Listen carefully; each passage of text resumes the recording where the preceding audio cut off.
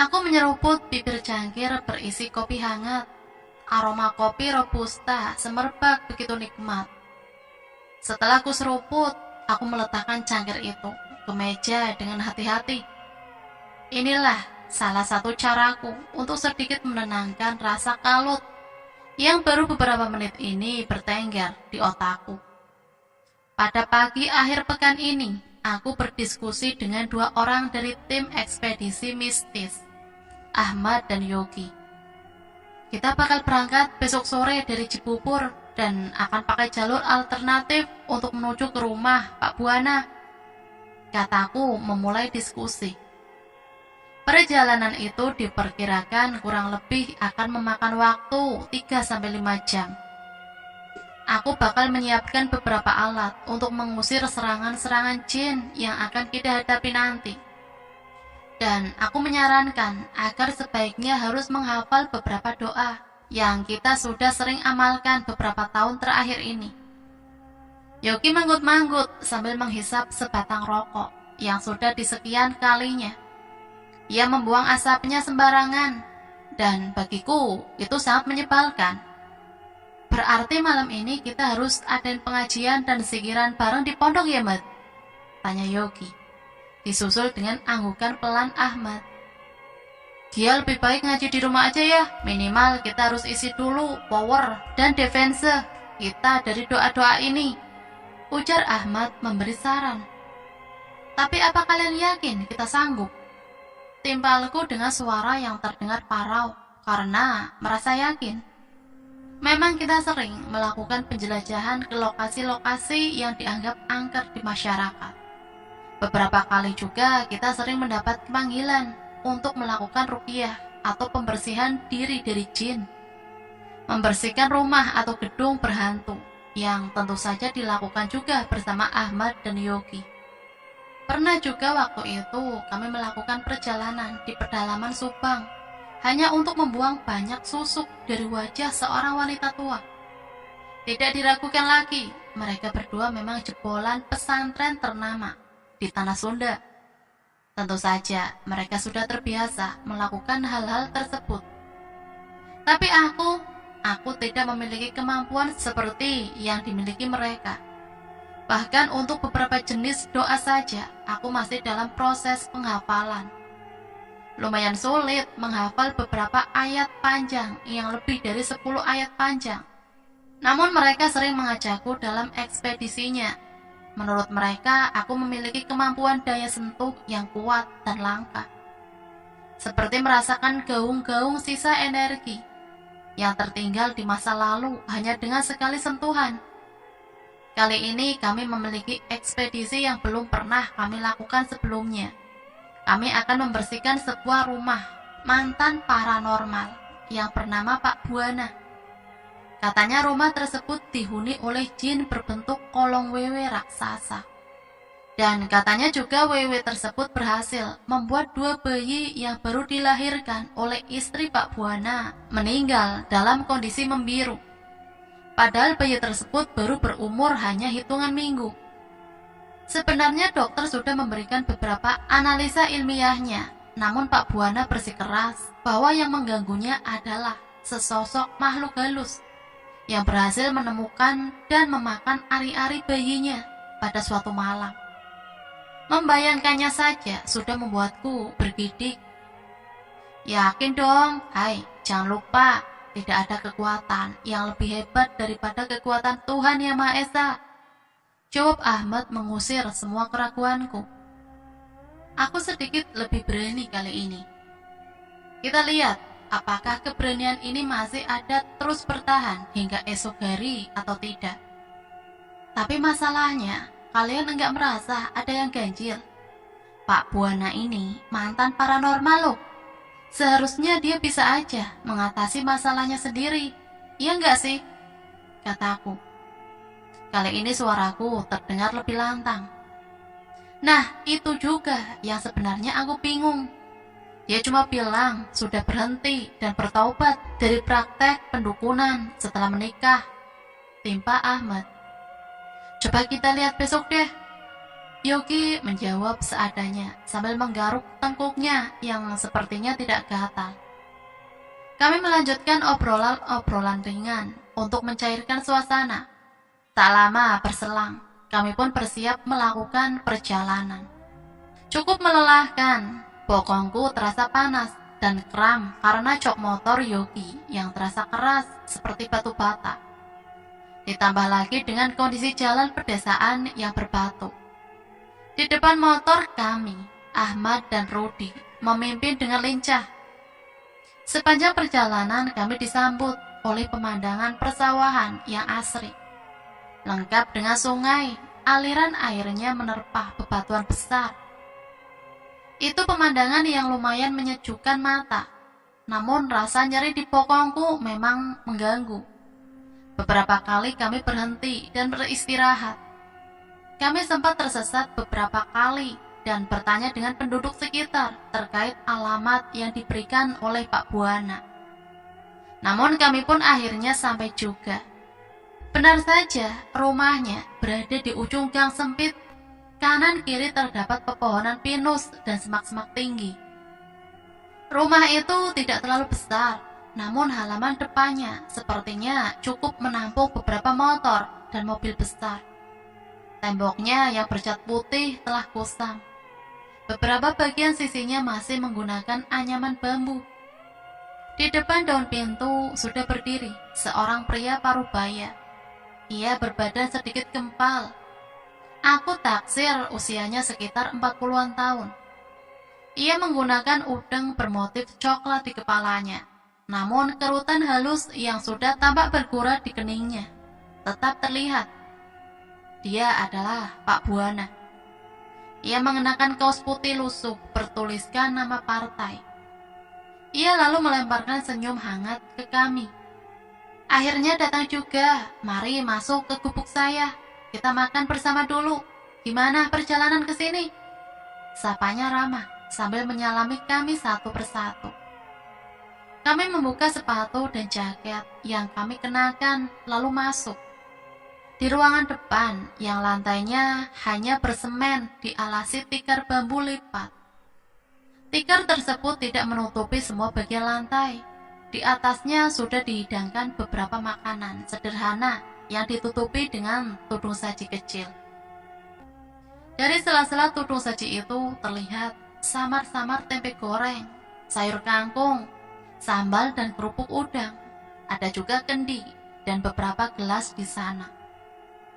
Efek perjalanan panjang benar-benar membuatku tidak sabar untuk melahapnya. Ayo diminum dulu, terus langsung makan. Pasti kalian capek banget kan? Katanya kepada kami. Pak Buana kemudian berteriak mengabarkan kepada istrinya yang belum terlihat bahwa kami telah tiba di rumahnya. Mah, anak-anak ekspedisi mistis sudah datang nih. Tolong siapin piringnya dulu ya, teriak Pak Buana. Nampaknya ia sangat bersemangat menyambut kami.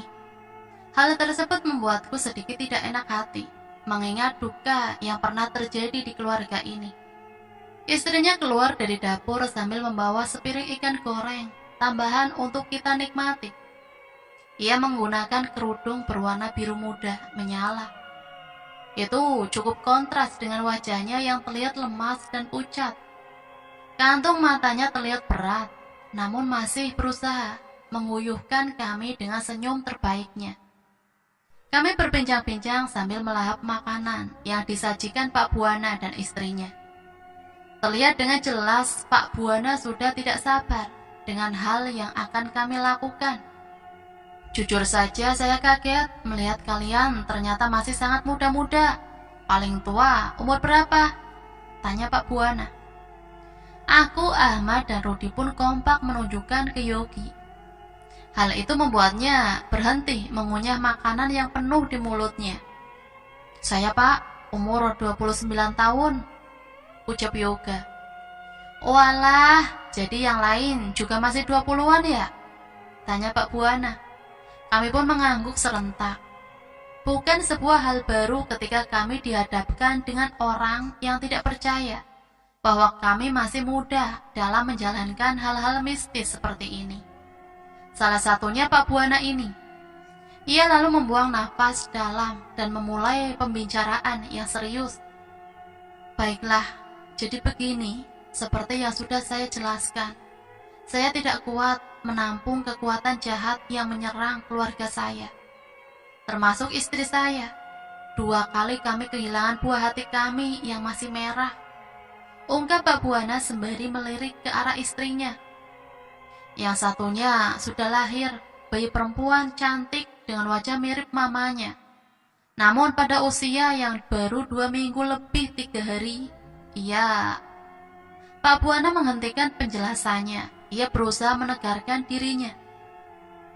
Aku yang tadinya sibuk mengunyah, jadi kehilangan sedikit selera makan. Aku merasakan betul kesedihan dari Pak Buana dan istrinya. Dan yang satunya lagi hilang secara gaib pada umur kehamilan istri saya yang beranjak 8 bulan. Tiba-tiba pagi hari kami dikejutkan dengan perut istri saya yang sudah mengempis. Ketika kami cek ke dokter kandungan, ternyata sudah tidak ada apa-apa lagi di sana. Seperti selama ini memang tidak ada nyawa di dalamnya. Terang Pak Buana yang membuatku terhentak kaget. Begitu pula ketika aku melihat ekspresi Ahmad, Yogi, dan Rudi. Hamil anggur, Pak? Tanya Rudi agak ragu. Nada bicaranya benar-benar rendah, sehingga hampir tidak terdengar. Kata dokter seperti itu, tapi mereka pun tidak dapat menjelaskan secara detailnya, karena umur kandungan yang sudah tua dan hanya menunggu waktu. Pada umur kandungan yang ke-5 bulan, kami sempat melakukan cek USG, dan dokter mengatakan bahwa jenis kelaminnya laki-laki. Kali ini sang istri yang bersuara. Ia sedikit terisak, namun tetap berusaha terlihat tegar. Ada keheningan yang cukup lama di sini.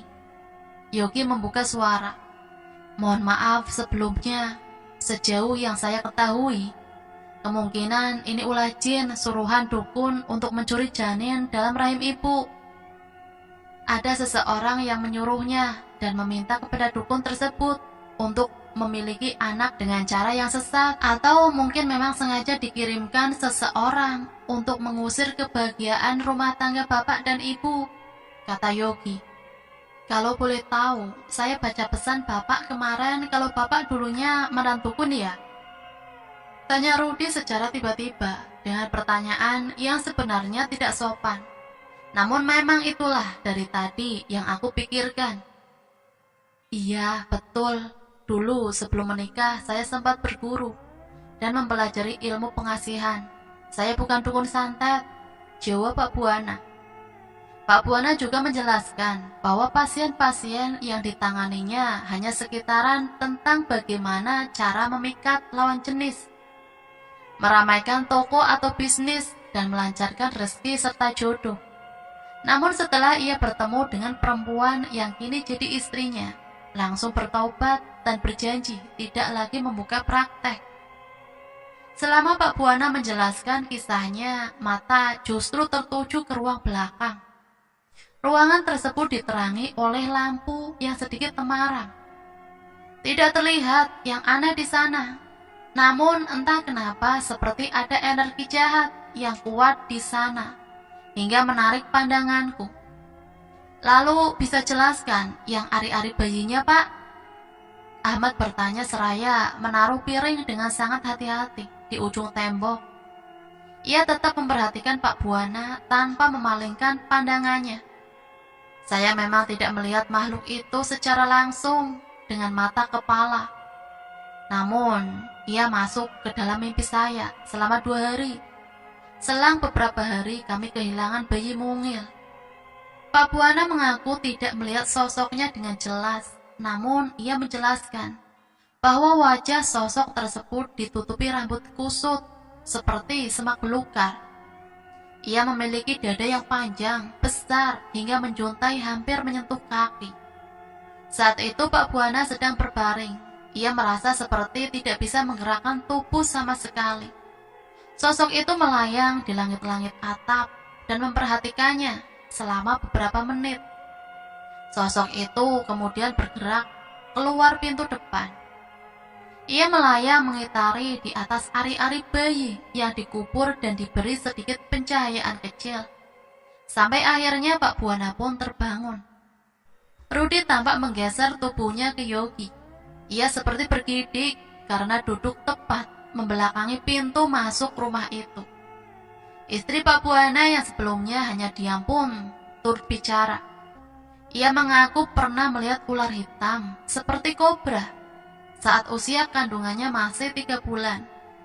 Ular itu selama 2 minggu terus hadir di depan pintu masuk.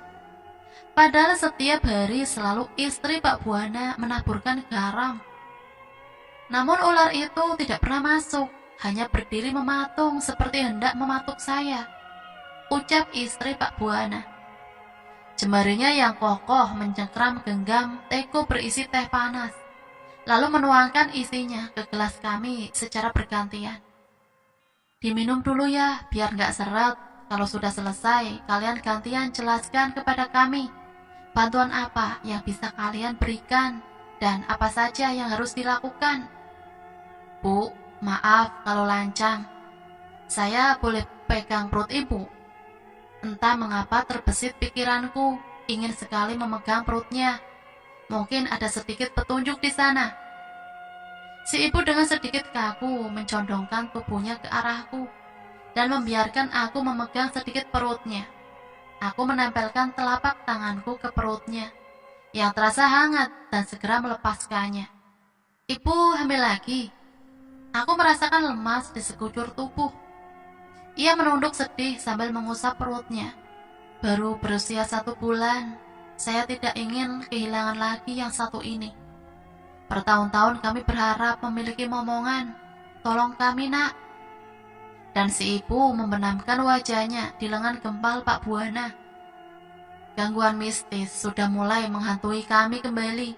Seolah-olah mereka tahu bahwa istri saya sedang mengandung lagi. Terkadang hadir di atas jam 9 malam atau jam 2 dini hari. Beberapa hari lalu istri saya seperti kesurupan, tertawa sendiri atau menangis sambil menunjuk ke arah halaman depan. Namun ia tidak pernah menyadari hal tersebut. Ia seperti di bawah pengaruh sesuatu yang jahat. Saya tidak ingin terjadi apapun lagi dengan istri saya atau calon anak kami. Pak Buana yang tadinya terlihat tegar dengan senyum yang selalu tersungging di wajahnya, terlihat lunglai dengan mata yang berkaca-kaca, menahan air mata yang sebentar lagi jatuh ke pipinya. Aku tidak bisa membendung aura kesedihan yang ada di ruangan ini. Semua terdiam dan saling bertatapan satu sama lain. Kami berusaha semampu kami, Pak, Bu. Suara Ahmad sedikit serak, namun makin terdengar lebih nyaring. Namun, percayalah, bukan kami yang akan membantu Bapak dan Ibu, tapi kuasa Tuhan. Tidak ada sesuatu yang terjadi jika bukan karena ridhonya. Jadi gantungkanlah harapan kepadanya, sementara kami akan berikhtiar untuk Bapak dan Ibu. Bantu kami dengan doa, malam ini kami akan melaksanakan tugas kami. Aku tahu ini akan jadi malam yang sangat panjang dan melelahkan. Namun tidak pernah aku sebergairah ini, karena tujuannya membantu suami istri yang sangat merindukan keturunan dan sedang dikelilingi oleh energi jahat di sekitarnya. Benar, kalian gak apa-apa ditinggal. Mungkin ini sudah pertanyaan yang lebih dari 3 kali keluar dari mulut Pak Buana. Gak apa-apa, Pak, santai saja. Insya Allah besok saat Pak Buana dan Ibu sudah di rumah, semua sudah aman ya. Ahmad membalas dengan senyuman, berusaha terlihat tenang. Ya sudah, kalau begitu saya pamit ya. Assalamualaikum. Pak Buana pun melenggang keluar pintu dan menaiki motornya yang sudah terlihat ringkih ketika suami istri itu menaikinya. Entah kenapa Pak Buana lebih memilih untuk bermalam di tempat saudaranya yang terletak di desa lain, yang berjarak sekitar 1 jam dari sini. Katanya istrinya takut terjadi sesuatu nanti malam saat kita melakukan pengusiran. Jadi kita mulai dari mana? Rudi bertanya. Kita sholat maghrib berjamaah, tepat di ruang tengah rumah ini. dan kita ngaji bersama, baca Al-Baqarah sampai waktu Isya tiba. Lebih baik ambil wudhu aja dulu sekarang, paling 10 menitan lagi azan. Yogi menjawab dengan percaya diri, dan hanya dengan mendengar nada bicara Yogi membuat rasa takutku sedikit luntur. Sepertinya aku harus belajar lagi untuk bisa punya keberanian seperti dia. Ya udah, aku ambil wudhu duluan kalau gitu. Aku berdiri dari situ dan melangkahkan kaki ke ruang belakang kamar mandi yang tadi sudah ditunjukkan oleh Pak Buana. Rumah ini sebenarnya lumayan luas untuk keluarga kecil yang hanya tinggal berdua saja. Namun beberapa benda yang diletakkan sembarangan membuat rumah itu terlihat sempit dan lumayan sesak.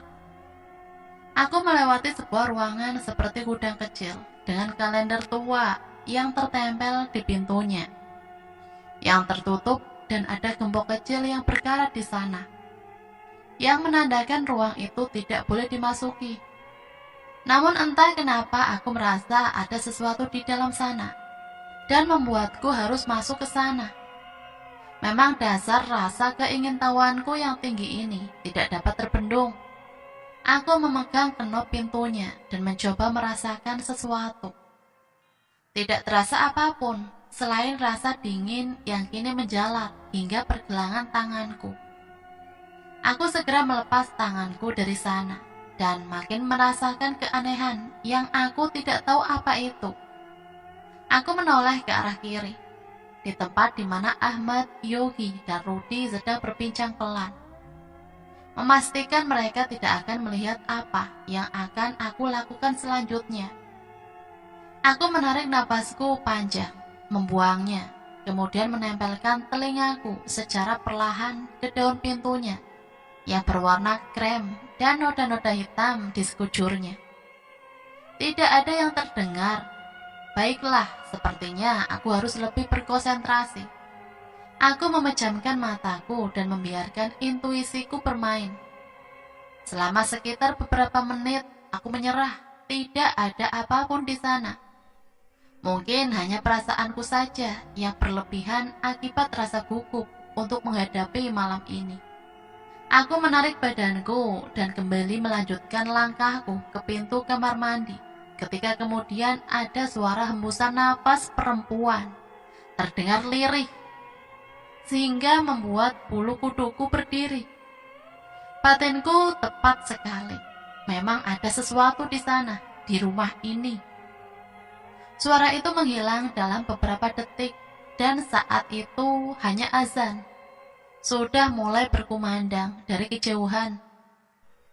Lah, dia belum wudhu dari tadi. Rudi tiba-tiba datang, mengernyitkan dahinya dan memandangiku aneh. Melihatku berdiri tegak di depan pintu kamar mandi dengan wajah yang tegang. Iya Rud, ini mau wudhu. Aku bergegas masuk ke kamar mandi dan berwudu, meninggalkan Rudi dengan raut kebingungan. Aku tahu dia pasti mengerti ada sesuatu yang sedang aku rasakan saat ini. Namun kami sama-sama tahu bahwa belum waktunya untuk membahasnya. Kami harus melaksanakan sholat agar kami sama-sama tenang dan sama-sama kuat. Setelah selesai sholat maghrib dan isya, kami sibuk dengan lantunan ayat suci Al-Quran yang menggema di dalam rumah ini. Dengan cahaya lampu yang seminimal mungkin, kami terus-menerus membaca salah satu surat Al-Quran dengan lantang. Hingga saat pukul 9 malam, keanehan demi keanehan terus terjadi. Kami saling menatap dan dalam hati berkata apapun yang terjadi di rumah ini, tidak ada pilihan lain selain menghadapinya. Tujuan kami baik, ingin menolong sesama manusia. Oleh karena itu kami yakin kalau Tuhan akan menjaga kami dari makhluk jahat yang mungkin sedang mengincar kami. Perlahan aura rumah ini mulai berubah jadi lebih muram. Aku bisa merasakan ada kekuatan magis yang mulai merundungi. Sepertinya mereka tak senang dengan kehadiran kami dan ingin kami keluar. Tapi tak satu pun dari kami gentar dan mengangkatkan kaki dari rumah ini. Aku membatin dalam hati, kalau cuma mengganggu begitu, tidak ada pengaruhnya. Suara benda jatuh mengejutkan kami. Benda itu berasal dari arah belakang, yang sepertinya dari arah dapur. Aku dan Rudi menghampiri sumber suara. Ahmad dan Yogi tidak menghentikan lantunan ayatnya. Benar saja, panci kecil beberapa sendok makan sudah tergeletak di lantai. Rumah ini banyak tikus ternyata ya. Rudi berdecak kesal dan berusaha menjernihkan pikirannya dengan hal yang lebih logis. Aku tertawa kecil. Yakin ada tikus besar balita? Bukan untuk menakut-nakuti Rudi. Aku memang melihat ada sekelebat bayangan seperti anak kecil yang melintas dan kabur. Sesaat aku dan Rudi masuk ke dapur. Oh iya, ya udah berarti bukan tikus ya yang jatuhin tadi, tapi setan. Untung aku slow orangnya. Rudi membalikkan tubuhnya dan berusaha sesantai mungkin. Padahal aku tahu persis keringat di dahinya sudah sebesar biji jagung. Ada apa di sini, Kia? Tiba-tiba saja Yogi sudah di belakang kami. Penampakan anak kecil, hanya bayangan tipis saja, tidak membahayakan. Tapi harus tetap diusir. Ini Kia, tolong percikan air ini ke sekitar dapur, sambil bacakan ayat seperti biasanya. Rudi bantu aku untuk membatasi sekitaran dapur dengan garam hitam ini. Yogi memberikan air putih dengan mulut botol semprot berukuran sedang, dan aku menjalankan sesuai instruksinya. Kami semua bekerja sama dengan sangat baik. Di sini kami meminimalisir gangguan-gangguan gaib yang hadir sekecil mungkin, sekecil apapun itu. Di ruangan tengah, suara lantang Ahmad yang sedang mengaji dapat menenangkan kami semua. Semakin lama, makhluk apapun akan banyak hadir di sini untuk mengganggu prosesnya. Dan kalau kita beruntung, Wewe Gombel yang dimaksud oleh Pak Buana juga akan menampakkan dirinya. Persiapkan dirinya, terutama Kia. Kalau lelah atau merasa pusing, tolong kasih tahu aku. Yogi menjelaskan dengan telapak tangan yang menghitam karena garam, yang katanya garam itu didapatkan dari guru besar Ahmad dan Yogi di pesantren. Berfungsi untuk mengusir energi jahat. Yok, aku lapar, masak mie dulu gimana? Ngusir setan kayaknya nggak baik kalau perut keroncongan. Kita terakhir makan siang tadi loh pas sampai. Rudi sekarang mengeratak lemari kecil yang di depannya tadi habis dibatasi dengan garam dan menemukan beberapa bungkus mie instan. Ide bagus, Rud. Aku yang masakin ya, kalian lanjut aja dulu. Aku meletakkan botol air tadi di dekat lemari piring, kemudian mencuci panci kecil yang terjatuh tadi, mengisinya dengan air mentah dan menyalakan kompor. Tepat pukul 11 malam, udara semakin dingin. Tidak ada penerangan apapun lagi kecuali lilin kecil di depan kami masing-masing.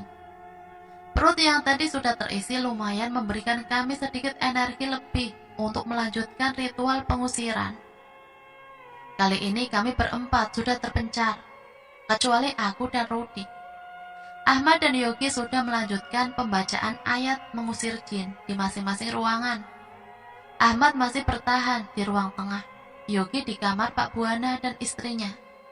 Aku dan Rudi di perbatasan menuju ruangan belakang dekat dengan dapur dan di kamar mandi. Kami semua diserang oleh keheningan. Tidak ada yang bersuara dan terdengar kecuali lantunan ayat khusus pengusir jin. Aku memang tidak hafal dengan ayat-ayat yang dibaca oleh mereka.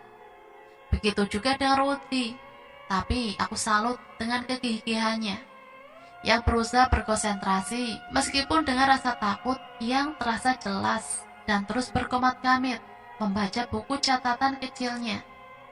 Sambil membaca ayat tersebut berulang-ulang, aku memejamkan mata dan mengerjapkannya berkali-kali. Yang terlihat hanya suasana hitam pekat di rumah itu dengan sedikit pencahayaan lilin kecil di depan kami. Ketika aku menajamkan pendengaranku, aku mendengar lagi hembusan nafas wanita itu. Hembusan yang sama seperti saat maghrib tadi aku mau berwudu. Aku membuka mataku dan melihat sesuatu yang berkelebat berdiri tepat di depan pintu gudang yang tadi aku ingin memasuki. Ruth, ada sesuatu di dalam kamar itu. Aku berbisik pelan kepada Rudy dan menunjuk ke arah pintu yang kumaksud. Serius, Gia? Apa yang kamu lihat? Rudy menjawab dengan bisikan yang tidak kalah pelan. Astagfirullahaladzim, apaan itu? Sontak saja aku dan Rudy berdiri dan segera berlari menghampiri suara riuh dari barang. Banyak barang yang terjatuh di dalam ruangan itu, yang tidak terlalu jauh dari tempat kami duduk, disusul oleh Ahmad dan Yogi dari belakang. Dalam kegelapan, kami semua saling memandangi pintu itu, dan Yogi memegang kenop pintu itu terlebih dahulu. Padahal yang sampai duluan ke depan pintu adalah aku dan Rudy. Kami berdua belum ada keberanian sebesar itu untuk menyentuh pintu itu. Pintu ini dikunci dan digembok. Gimana kita bisa buka ya? Yogi mengguncang-guncangkan gembok kecil berkarat itu, berharap bisa rapuh dan terbuka. Sesuatu yang dikunci jangan dibuka, pasti ada alasan kenapa pintu itu dikunci, Yok. Sebaiknya ini jangan dibuka. Fokus kita hanya membersihkan rumah ini dari gangguan jin kafir. Jadi ini udah di luar ranah kita. Ahmad belum selesai berbicara, namun sesuatu di dalam ruangan itu mulai mengamuk kembali. Ahmad membacakan ayat-ayat pengusir jin, dan suara-suara itu makin riuh, dan kemudian hening. Gak bisa ini, Mat. Pintu ini harus dibuka. Siapa tahu semua sumber gangguan letaknya sebenarnya ada di dalam sini. Ahmad bersikeras membuka pintu itu. Rudy, bantu aku mendobrak pintu ini. Aku berdiri terpatung. Ahmad, Yogi, dan Rudy masih sibuk membuka pintu ruangan aneh ini dengan paksaan dan dobrakan. Namun saat ini ada sesuatu di luar, tepat di depan pintu rumah. Badannya lebih besar dari ukuran pintu dan jendela yang berdempetan. Kehadirannya menutupi cahaya bulan yang tadi masuk melalui lubang pintu dan jendela yang dibiarkan terbuka sedikit oleh Ahmad. Ia tidak masuk. Sesuatu menghalanginya. Garam hitam yang ditaburkan di sekeliling depan rumah itu membuat makhluk-makhluk jahat tidak dapat masuk ke dalam selagi kita melakukan ritual pengusiran. Dan sepertinya itu membuatnya murka. Terlihat mata merahnya yang besar, rambut yang panjang dan berantakan seperti sapu ijuk yang sudah lama tidak dipakai.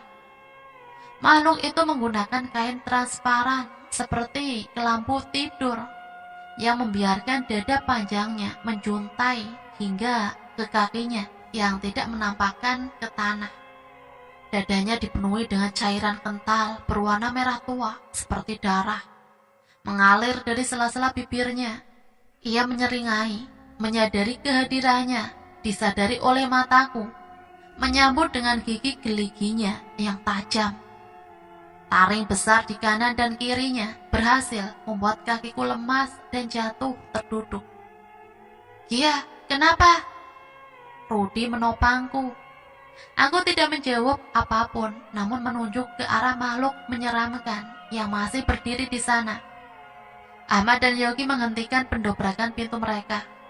Mereka menghampiri arah makhluk tersebut, menyerangnya dengan ayat-ayat, melemparkan garam hitam, dan melakukan beberapa gerakan tenaga dalam yang mereka kuasai selama ini. Makhluk itu seperti terbakar. Aku bisa melihat kepulan asap di bayangan makhluk jelek tersebut saat ia bergeliat-geliat, diserang oleh Ahmad dan Yogi, dan kemudian menghilang. Aku masih terduduk lemas. Rudy dengan sigap memberikan segelas air putih untukku dan meneguhkan dengan pelan. Aku gak bisa lihat makhluknya dengan jelas, Ki, tapi tadi aku benar-benar merasakan ada sesuatu di sana. Ahmad menghampiriku sambil menyalakan lampu tengah. Kali ini suasananya jadi lebih tenang, namun tidak lebih baik karena kita semua saat ini masih terduduk tepat di depan ruangan misterius yang pintunya masih belum terbuka. Aku juga tidak melihat apapun sama sekali saat melemparkan garam hitam itu ke depan pintu. Namun, aku memang melihat bayangan tipis sekelebat di sana. Aku sangat refleks saja ke depan, pas Gia nunjuk arah pintu. Emang apa Ki yang kamu lihat? Kali ini Yogi menatap ke arahku dengan seksama. Aku tidak langsung menjawab. Aku hening beberapa saat sampai pada akhirnya Rudy membuka suara. Mungkin Gia belum sanggup ngomong, Ruth. Bukan aku gak sopan memutus obrolan kalian, tapi sepertinya penting. Aku menemukan ini di dekat galon air minum. Rudy menunjukkan botol kaca kecil yang berisi sesuatu yang mengkristal bening putih, seperti cairan yang mengeras. Mani gajah, benda pengasihan. Ngapain ada barang beginian di sini? Sini biar aku yang simpen. Yogi mengambil botol kecil itu dari tangan Rudy dan mengantonginya ke dalam kantong celananya. Apa kolong wewe itu nggak akan hadir lagi ke sini? Aku membuka suara. Atas izin Allah, nggak akan dia balik lagi ke sini. Ahmad menjawab. Dia menyeramkan banget. Apa mungkin makhluk seperti itu bisa membunuh manusia kecil yang nggak berdosa? Aku tidak bisa menahan air mata. Aku tidak bisa menahan air mata. Aku terlalu lemah untuk membayangkan hal-hal jahat yang terjadi di keluarga Pak Buana. Hanya karena kehadiran makhluk astral. Nggak akan bisa kalau nggak ada yang nyuruh. Jin nggak akan bisa membunuh manusia jika mereka tidak punya perjanjian dengan manusia. Makanya ada hal yang namanya sihir, teluh atau santet. Semua itu bisa terjadi karena adanya perjanjian antara manusia dan iblis. Tapi rumah ini insya Allah sudah dinetralisir dan dipagari. Ahmad, Yogi, dan Rudy berusaha menenangkanku. Gini aja, ini udah jam 2:30 malam. Untuk masalah kamar terkunci ini kita minta Pak Buana saja sendiri yang membukanya. Yang penting kita sudah menyelesaikan tugas kita malam ini. Aku, Ahmad, dan Rudy sepertinya akan lanjut mengaji sampai azan subuh untuk memastikan rumah ini benar-benar sudah bersih dari energi jahat. Iya, kamu tidur dulu aja ya di ruang tengah. Ambil bantal dan selimut di kamar Pak Buana. Aku mengangguk pelan menuruti perkataan Yogi dan berusaha berdiri mengangkat kaki.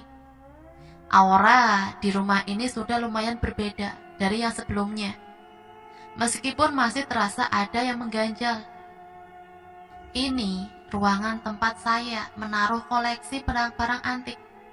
Beberapa cindera mata yang saya dapatkan dari berbagai daerah. Dan beberapanya lagi kenang-kenangan dari guru saya dulu. Pak Buana membuka pintu kamar yang sedari malam kami paksa untuk buka dengan mudah. Ruangan itu sempit, mungkin hanya cukup 2 orang dewasa yang masuk ke sana.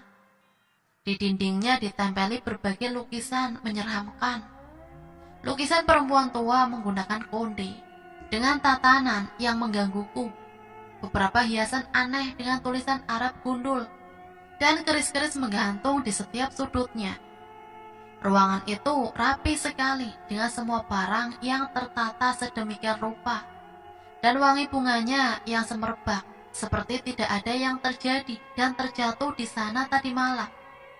Sebaiknya barang-barang ini kami buang, Pak. Pak Buana terbelalak kaget mendengar ucapan Yogi. Ia kemudian tersenyum simpul. Tidak mungkin, Nak.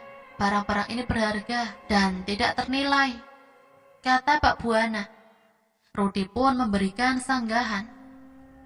Lebih berharga barang ini atau keselamatan jiwa istri dan calon anak Bapak? Bapak tahu nggak? Pas kita semalam ngaji, ruangan ini seolah ngamuk-ngamuk dan semua barang dilempar-lempar. Bisa bayangin enggak betapa berbahayanya benda-benda ini? Kata Rudy dengan tegas. Ia terlihat sedikit emosi di sana. Senyum dari wajah Pak Buana menghilang. Jadi barang-barang ini masih sering Pak Buana mandikan dan minyaki? Tanya Yogi sambil memegangi keris panjang dengan sarung kayu aneh berbentuk kepala ular. Tidak juga, hanya kalau malam satu suro saja. Jawab Pak Buana yang terlihat ragu. Kalau begitu, Bapak tidak berniat untuk membuang barang-barang ini. Kami hanya menyarankan saja, lebih baik dibuang, karena ini sama saja Bapak mengundang makhluk-makhluk jahat, mudah masuk lagi ke dalam rumah dan keluarga Bapak. Apalagi Bapak minyaki, kasih kopi, rokok, ibarat kata Bapak memberi makan, dan ruang yang nyaman untuk mereka. Bagaimana mereka mau pergi kalau dipelihara dengan baik? Kali ini Ahmad berhasil membuat Pak Buana sedikit berpikir dan terdiam selama beberapa menit. Dan ini benda-benda yang kami temukan di dapur. Benda ini jangan sampai diletakkan sembarangan tempat. Benda pengasihan ini juga lebih baik jangan dipakai lagi lalu dibuang. Tutur Yogi mengeluarkan sesuatu dari kantong celana jeansnya lalu memberikan pada Pak Buana. Kami sudah berhasil melakukan ritual pengusiran malam ini. Seperti yang tadi saya katakan, insya Allah makhluk-makhluk jahat tertahan di luar halaman. Asal ibu dan bapak rajin membaca pengamalan beberapa ayat Al-Quran yang tadi sudah saya tulis di kertas diamalkan setiap habis sholat, pasti aman. Semua itu karena izin Allah dan ialah sebaik-baiknya pelindung. Jadi saran saya jangan lelah ya Bu untuk terus berdoa dan meminta kepada Allah. Jelas Ahmad memberikan penjelasan. Kami semua akan pulang pagi ini. Kami berkumpul di halaman depan bersama Pak Buana dan istrinya. Kami semua bersalam-salaman. Pak Buana dan istrinya tidak berhenti mengucapkan terima kasih atas bantuan kami. Berkali-kali meminta maaf tidak bisa membayar jasa kami. Selain itu, kami juga memang tidak pernah mematok biaya atau harga untuk membantu orang-orang dengan gangguan mistis.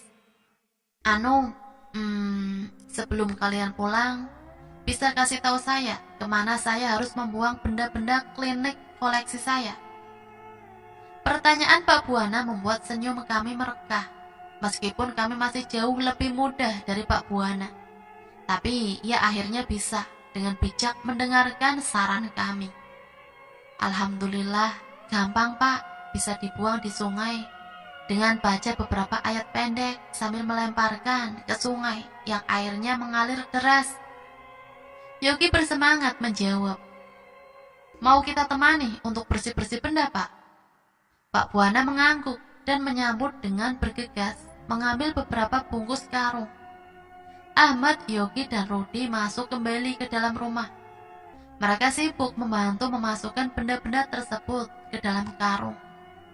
Akhirnya, selama ini saya susah sekali membujuk si bapak buang barang-barang itu. Terima kasih ya nak. Istri Pak Buana menggenggam tanganku erat. Sama-sama Bu, kami senang bisa membantu. Semoga dedek bayinya baik-baik saja ya sekarang Bu. Aku membalas dengan senyum hangat yang melebihi hangatnya sinar matahari pagi ini. Kami melangkah pergi dengan perasaan lega dan rasa syukur karena kami masih diberi kesempatan untuk menolong sesama manusia yang tengah dirundung awan gelap. Nah, itulah cerita yang bisa Mimin bagikan. Semoga ini bisa menghibur teman-teman ya. Dan sampai di sini Mimin pamit undur diri. Mohon maaf apabila ada kesamaan nama maupun tempat kejadian. Itu semua hanyalah kebetulan. Akhirul kalam, wassalamualaikum warahmatullahi wabarakatuh.